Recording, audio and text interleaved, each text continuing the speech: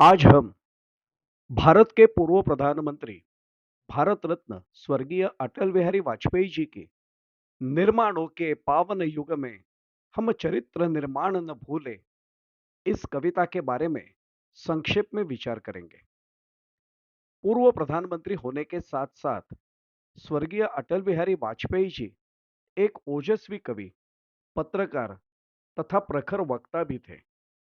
निर्माणों के पावन युग में इस कविता में वाजपेयी जी ने नूतन अनुसंधान की आवश्यकता जताने के साथ साथ संस्कृति का सम्मान एवं जगत का कल्याण तथा उत्थान करने के साथ चरित्र निर्माण करने की आवश्यकता पर विशेष बल दिया है।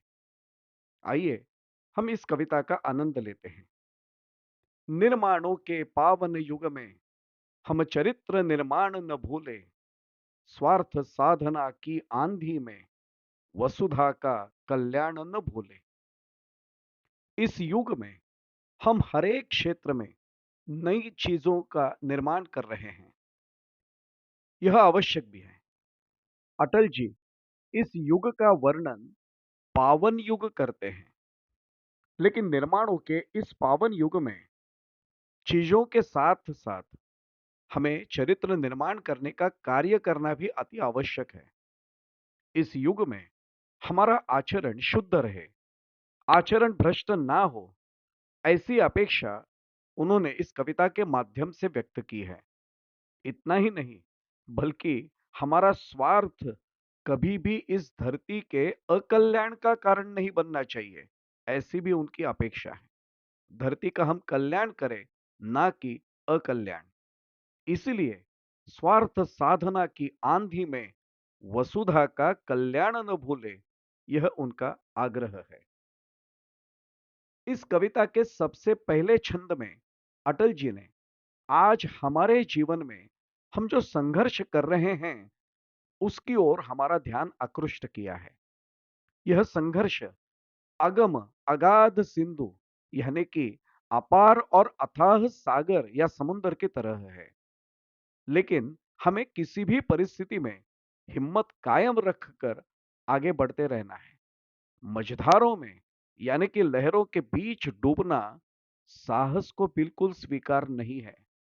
मझधारों की यानी कि लहरों के बीच डूबना यह किसी भी साहसी व्यक्ति को स्वीकार नहीं होना चाहिए, यह उनका आग्रह है।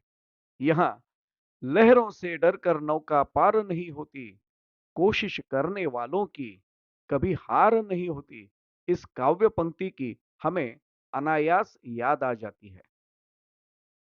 आज के जीवन में कुछ समस्याएं जरूर ही जटिल हैं, लेकिन इन जटिल समस्याओं को सुलझाने के लिए हमें नए मार्ग भी अपनाने चाहिए, ऐसा अटल जी का आग्रह है। लेकिन यह सब करते हुए हमें मूल बात हमेशा ध्यान में रखनी है कि निर्माणों के पावन युग में हम चरित्र निर्माण न भूले, स्वार्थ साधना की आंधी में वसुधा का कल्याण न भूले। इस कविता के दूसरे छंद के प्रारंभ में अटल जी ने चार महत्वपूर्ण गुणों की ओर हमारा ध्यान आकृष्ट किया है। शील यानी कि चारित्र या हमारा आचरण, हमारा चरित्र। विनय यानी कि हमारी विनम्रता।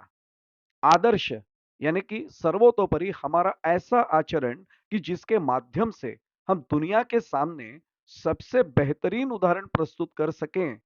और श्रेष्ठता यानी कि हर क्षेत्र में सबसे ऊंचे स्तर पर अपने आप को कायम रखना।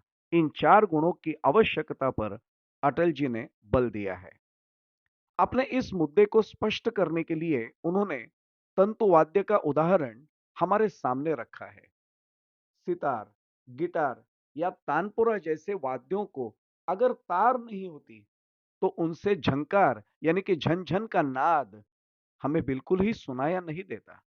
बिल्कुल उसी तरह अगर यह चार गुण व्यक्ति में नहीं होंगे और हमारी शिक्षा व्यवस्था को अगर नैतिकता का आधार नहीं होगा तो उस व्यवस्था के माध्यम से सुमधुर स्वर हमें कभी भी सुनाई नहीं देगा, यह उनका कहना है, जो 100% सही है। उच्च शिक्षा प्राप्त करने के बाद अगर हम सिर्फ हमारी निजी कीर्ति के बारे में ही सोचते रहेंगे, तो वह अच्छी बात नहीं हो सकती है। अपनी निजी कीर्ति के चकाचौंध में हमें हमारी संस्कृति का सम्मान कभी भी नहीं भूलना चाहिए।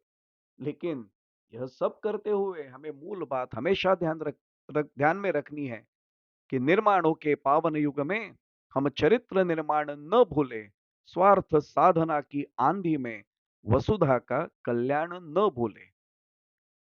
इस कविता के तीसरे और अंतिम छंद के प्रारंभ में अटल जी ने बहुत ही महत्वपूर्ण विषय हमारे सामने प्रस्तुत किया है। विश्व के कल्याण के लिए हमें नए खोज करने की यानी कि आविष्कारों की आवश्यकता तो होती ही है, लेकिन ऐसे सभी आविष्कार मानव के प्रति प्यार की विशुद्ध भावना से ही होने चाहिए।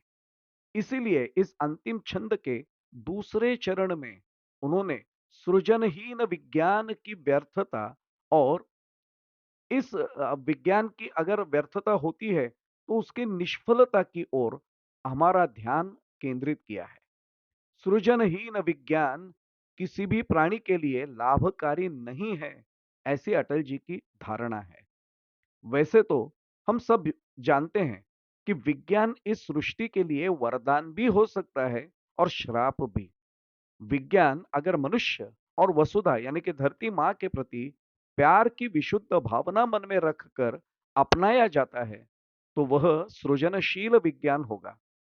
न्यूक्लियर एनर्जी का प्रयोग यानी कि एटॉमिक एनर्जी का प्रयोग अगर बिजली के निर्माण जैसे कल्याणकारी हेतु से किया जाता है, तो ही वह सृजनशील विज्ञान होगा।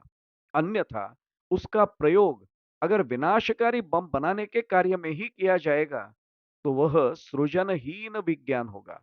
वह व्यर्थ है, ऐसी उनकी उचित धारणा है।